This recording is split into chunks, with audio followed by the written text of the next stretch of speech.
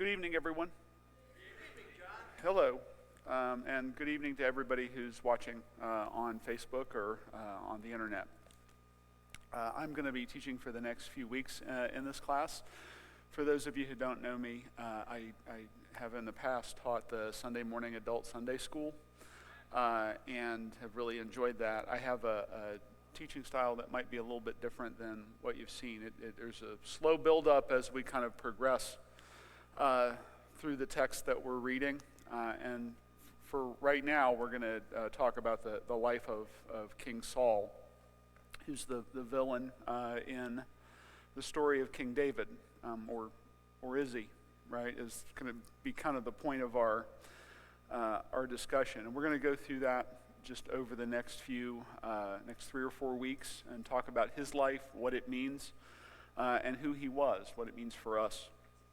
Let me start off by telling you the story. It's a little parable I made up about two different kings.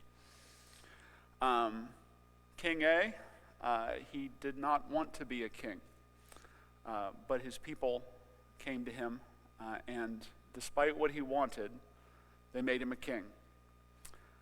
And when he became a king, he tried his very best, he tried his hardest. He defeated the traditional enemies of his people. Some of them. He fought some of them to a standstill, but he did his very, very, very, very best. All that he could. Eventually, he had a rival who he thought wanted to take his throne. And so he tried to have that person killed, right? That person eventually fled to another country and enlisted in the army of the enemies of King A's people, right? Proved him right.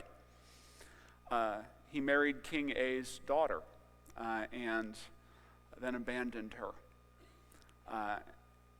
So, right, King A did everything he could. Eventually, he was undone because he sacrificed cattle that were to have been killed, and they were to be killed immediately, and he held them for his men, and then he did a sacrifice to God with them. And then he performed a sacrifice too early. That's what he did wrong. Let's talk about King B. King B is over here. And King B, as a young man, lived for years as a mercenary. And he fought on behalf of the enemies of his own people for years and years and years and years. He became king. He had a disputed claim, but he became king eventually, united all of his people under him. He abandoned his first wife, and because he was king, he ordered her to marry another man who she did not want to marry. He raped a woman and then killed her husband to hide it. Not only did he kill her husband, in order to hide it effectively, he killed dozens of men that were with her husband during a time of war. He allowed his daughter to be raped by her half-brother without punishment from him. I could go on, but I won't. The Bible calls one of these men a man after God's own heart. Do you think it was A or B? It was B. Right? That's David.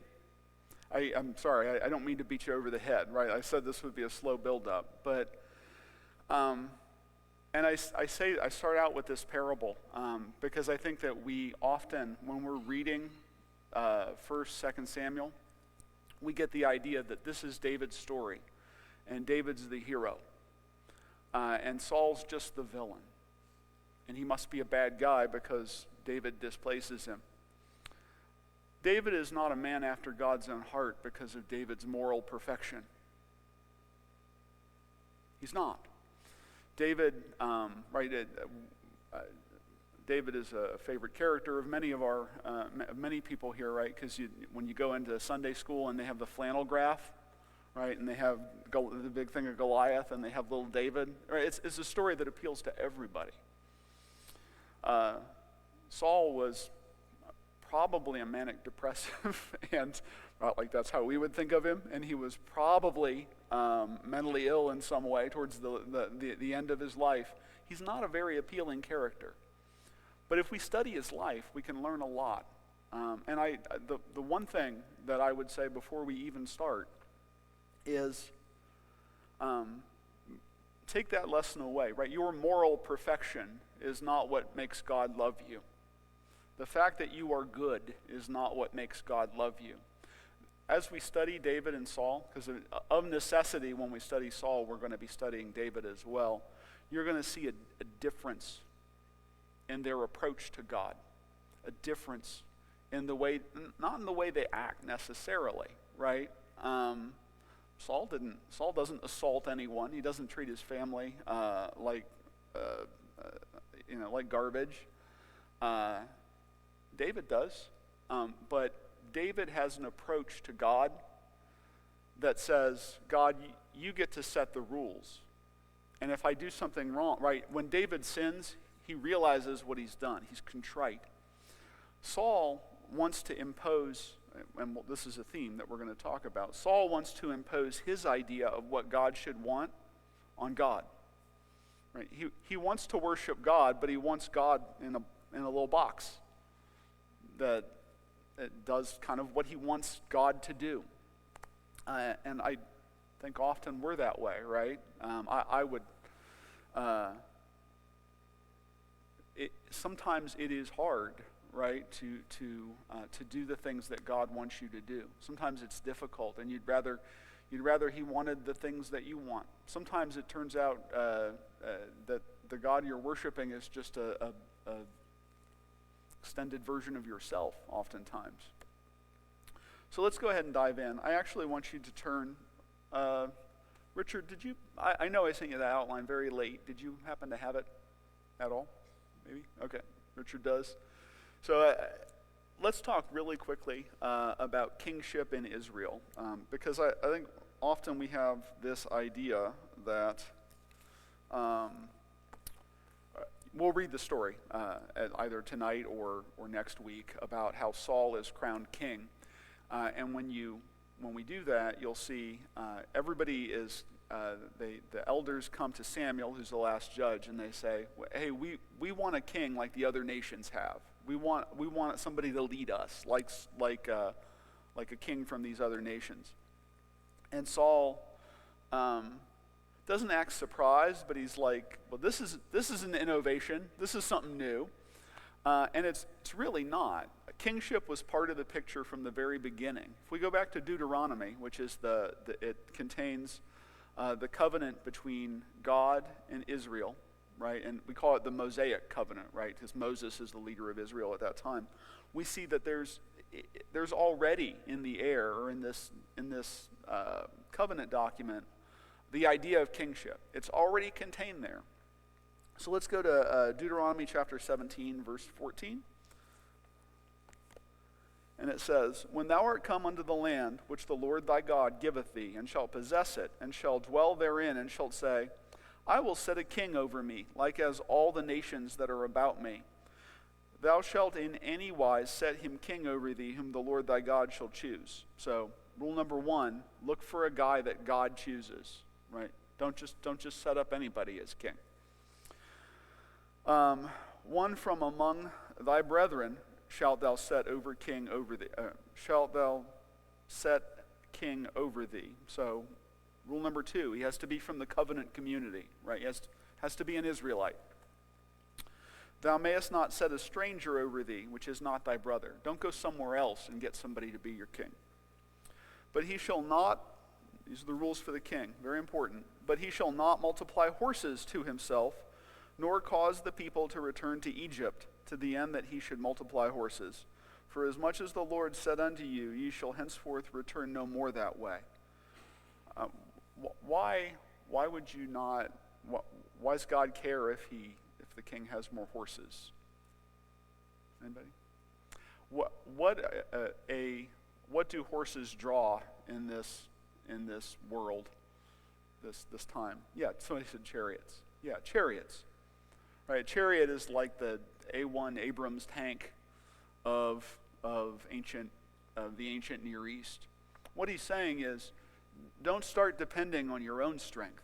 Right? Don't go out and buy a bunch of AK-47s and big husky dudes to carry them. Don't do that. That's the equivalent of don't depend on your own strength. Don't multiply horses. Number 2, neither shall he multiply wives to himself, that his heart turn not away. Neither shall he greatly multiply to himself silver and gold. So, right, we've talked about military might. The reason a king gets married, a king's not like a normal person, right? A king doesn't get married because he loves somebody. He may love the person he marries in time, possibly, but that's not the primary motivation for a king to get married. The primary motivation for a king to get married is to make alliances with other nations, right? It's to bring somebody, to say to another king or an important person in his own nation, I'm going to marry your daughter, and that will strengthen the alliance that we have. Number 3, neither shall he greatly multiply to himself silver and gold. So we have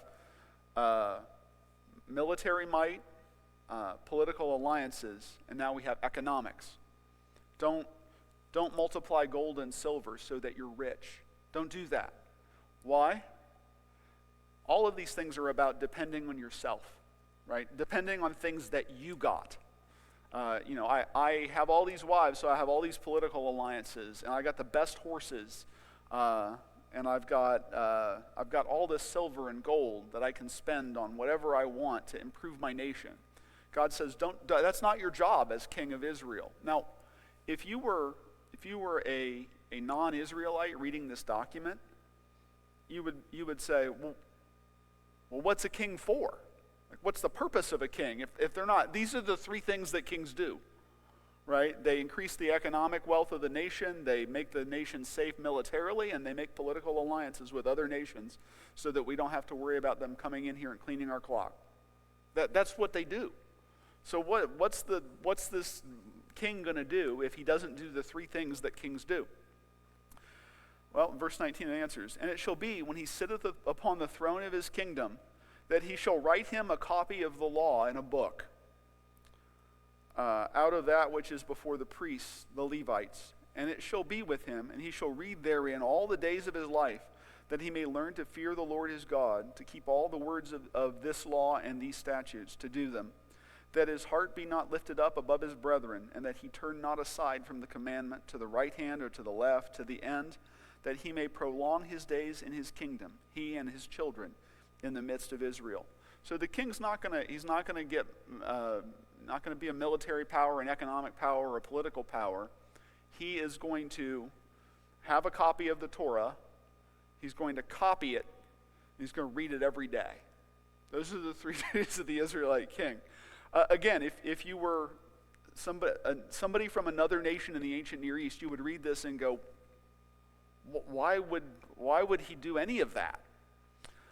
The reason is because in God's scheme for this covenant, the king comes along and he is like the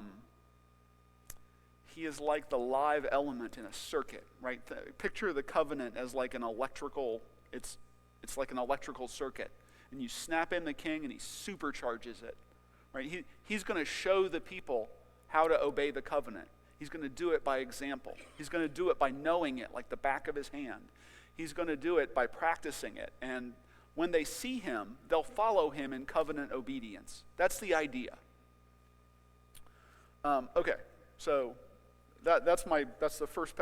I told you this is going to take a while to get there. We won't get all the way there this week, but I'm laying the groundwork for us to really, really understand the life of Saul as the first king of Israel.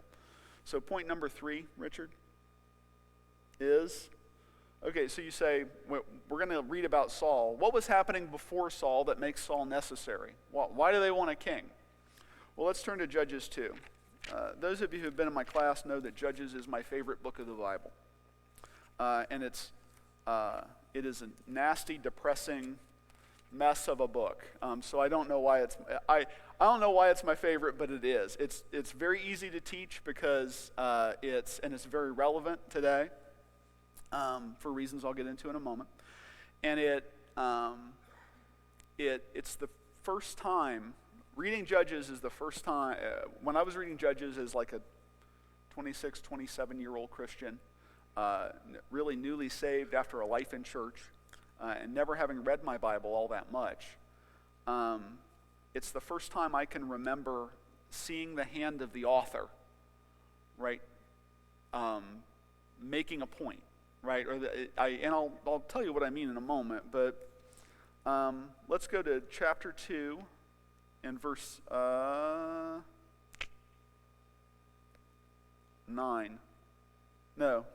of Judges. So Judges 2:9.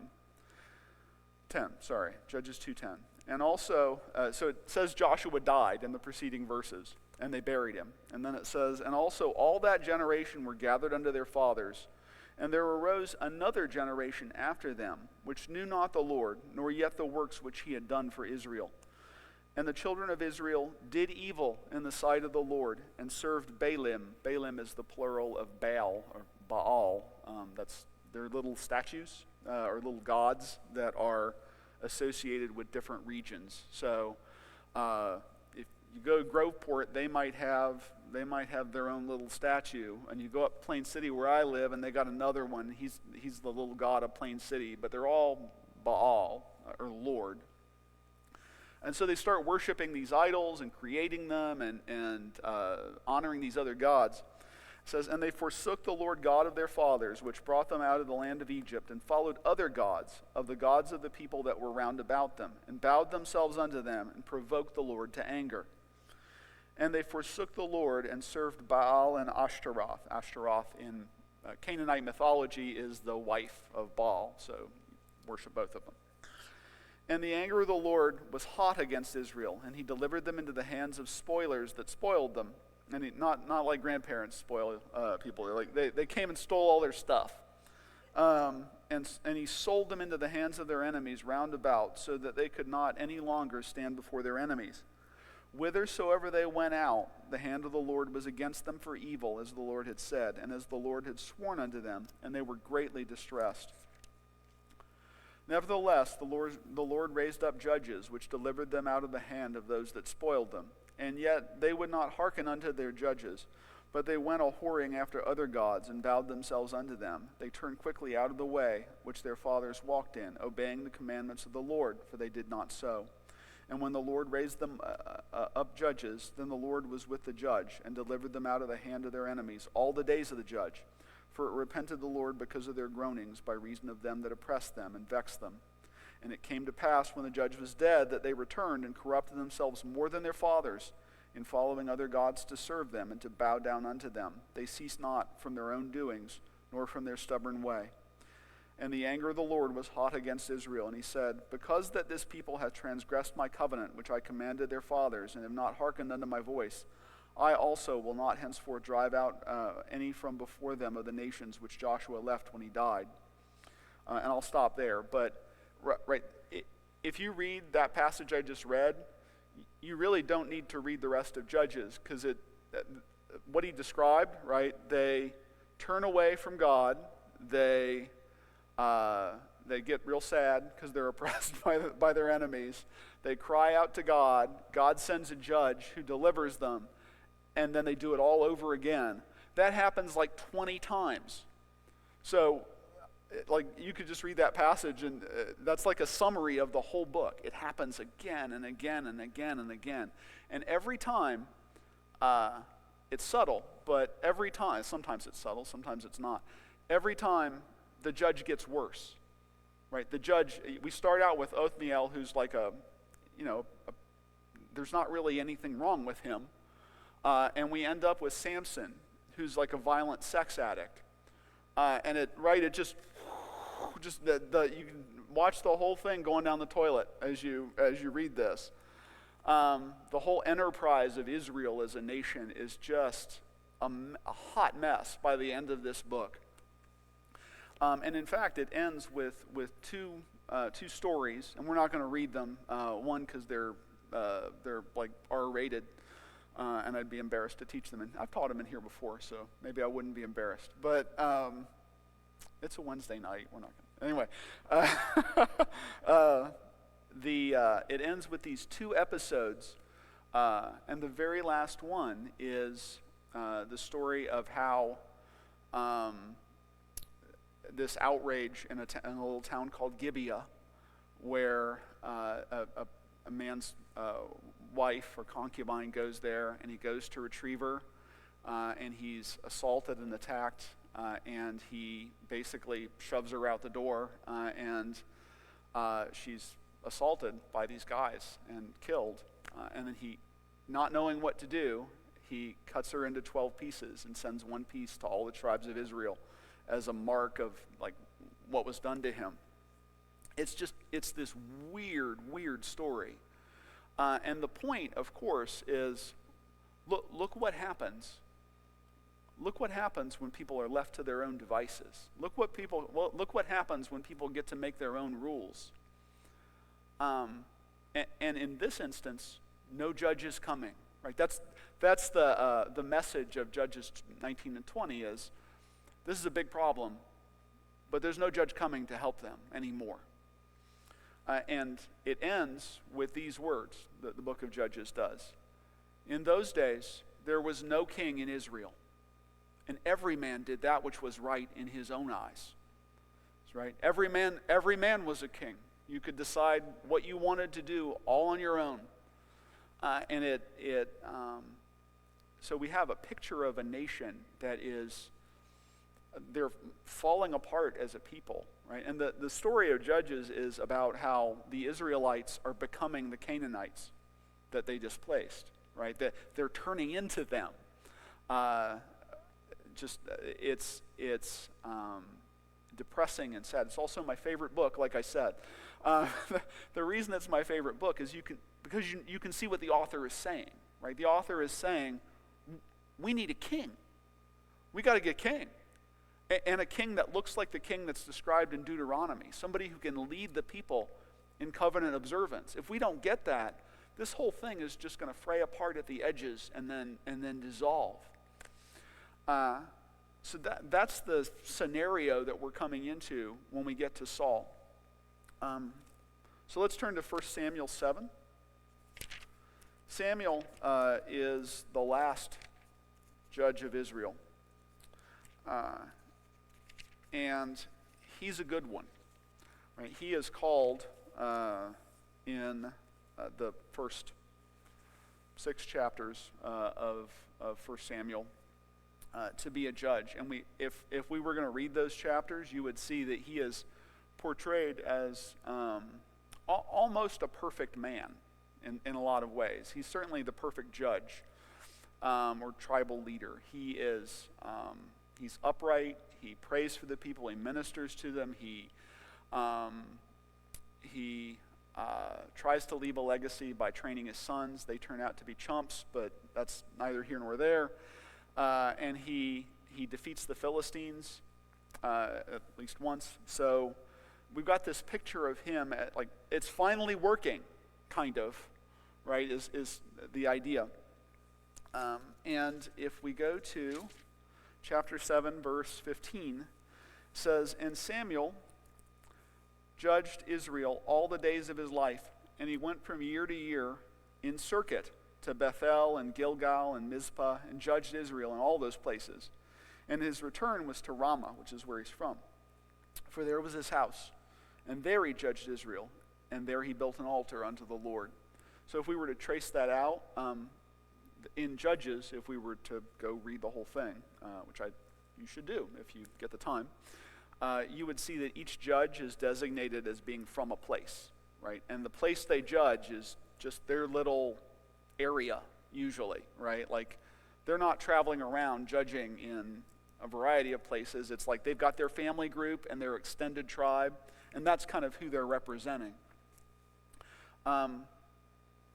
Samuel goes from one place to another. If we took a map of Israel, you would see he's riding like a circuit judge from place to place, and he is judging the people. He's providing his services at all to all of Israel. It's the first time that really happens. And so we've got a really nice picture of him here as a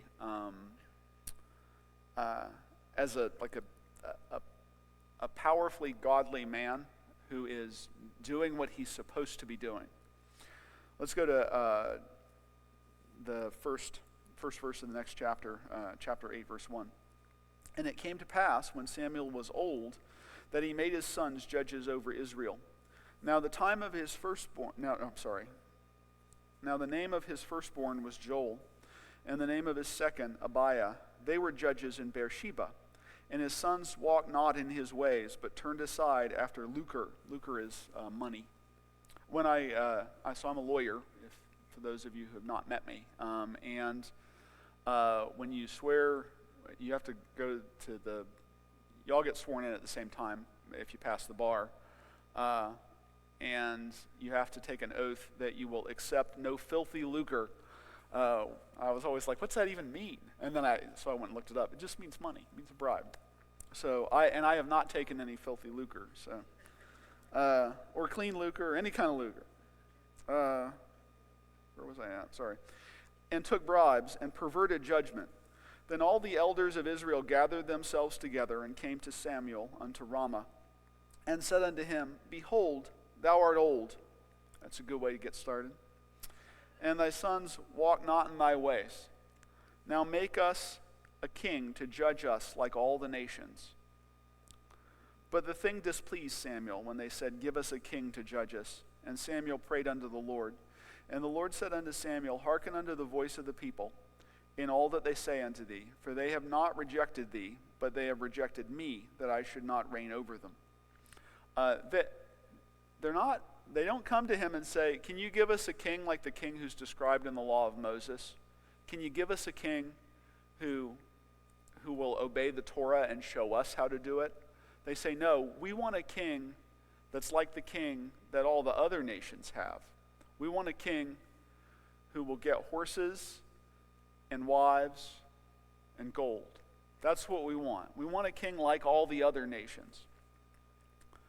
According to all, anybody know who Ed Koch is? Remember him? The governor he was the mayor of New York for a period of time. Anybody? When he lost his election, I forget. I don't know how many terms a mayor of New York gets, but he lost. And he said, they asked him how he felt, and he said, "The people have spoken. Now let them get what they voted for, good and hard." So that's kind of what God is saying here, right? Is the people have spoken. Let them have what they want. So, according to all the works which they have done since the day that I brought them up out of Egypt, even unto this day, wherewith they have forsaken me and served other gods, so do they also unto thee. Right? He's like, we're in the same boat, Samuel. They're rejecting me too. Now therefore hearken unto their voice. Howbeit yet protest solemnly unto them, and show them the manner of the king that shall reign over them. And Samuel told all the people of the Lord told all the words of the Lord unto the people that asked of him a king. And he said, This will be the manner of the king that shall reign over you. He will take your sons and appoint them for himself, for his chariots, and to be his horsemen, and some shall run before his chariots. And he will appoint him captains over thousands and captains over 50s, and will set them to ear his ground, like to listen, to be scouts, and to reap his harvest, and to make his instruments of war and instruments of his chariots. And he will take your daughters to be confectionaries, and to be cooks, and to be bakers. And he will take your fields and your vineyards and your olive yards, even the best of them, and give them to his servants. And he will take the tenth of your seed and of your vineyard, and give to his officers and to his servants. And he will take your men servants and your maid servants and your goodliest young men and your asses, put them to his work. He will take the tenth of your sheep, and ye shall be his servants. And ye shall cry out in that day because of your king, which ye shall have chosen you, and the Lord will not hear you in that day.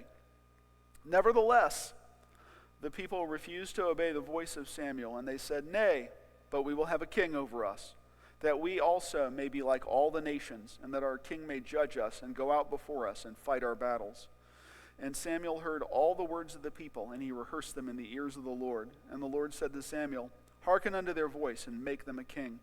And Samuel said unto the men of Israel, Go ye every man unto his city. Wait for further instructions. Go back to where you came from. So we have here, it's kind of a tragic story, right? God and Samuel are both very upfront with them about what they're going to get, right? It'd be like going to an auto dealer and saying, I want to buy that car, and he says, well, it's really rusted out on the inside. The guy who brought it in here, I bought it from, I felt sorry for him. It was smoking. The engine was smoking when he brought it in. Tires are flat. And you're like, I want that car, that specific car. I'll pay any money for it. They know they're getting, right? He's not cagey and saying, hey, you're probably getting a good bargain. He says, yeah, this is going to be a real bad deal for you. And they say, well, we'll take it anyway. That doesn't say a lot about their brightness. In any event, so that's where I'm going to leave off. I'm going to take the last 5 minutes here and talk about my point 4. We're not going to go to a lot of, so see and take versus listen and believe. We're not going to talk a lot about this, but I will show it to you as we go along. One of the themes that you're going to see when Samuel meets Saul is that seeing, right? In fact, Samuel's not called a prophet in the passages that follow. He's called the seer, that means what it sounds like. He's a seer. Right? He can see things. And there is this theme in the Old Testament. And trust me, once you know this, when you start reading through the Old Testament, you will see it everywhere. There's a distinction that's made between seeing and taking and listening and believing. So if you go all the way back to the page 1, which you ought to do from time to time, it says that Eve, what? The fruit. Saw it. Right? She saw it. That it was good for food, and she took it. Right? And I can't possibly go through all the instances where somebody who's up to no good, or somebody who's going to be in trouble shortly, sees something and takes it. But when you read about Abraham, or Noah, or any of the kind of positive figures, they listen and believe. Right? It says Abraham listened and believed, and it was counted to him to righteousness. Right? It represented righteousness. Even though he wasn't a righteous man, it made him righteous in God's eyes that he listened and then he believed. And you're going to see that pattern repeated over and over and over and over again in the Old Testament. In fact, you should go back to page 1 and write listen and believe, or see and take, because it happens every single time. We're going to see that in this story, and it's important because when Samuel selects Saul, he selects him based on what he sees. Anybody know what Saul's only qualification for kingship was? Yeah, he was the tallest one. That's how they picked him. Or that's how Saul picked him. He's the tallest one.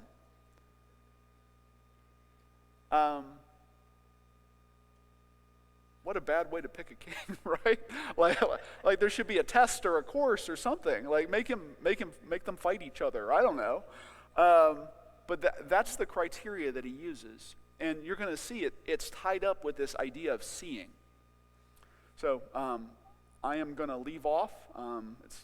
We're 38 after the hour, and I was told I could teach until around 40 after. So, and I could dive into it, but I'm going to wait till next week.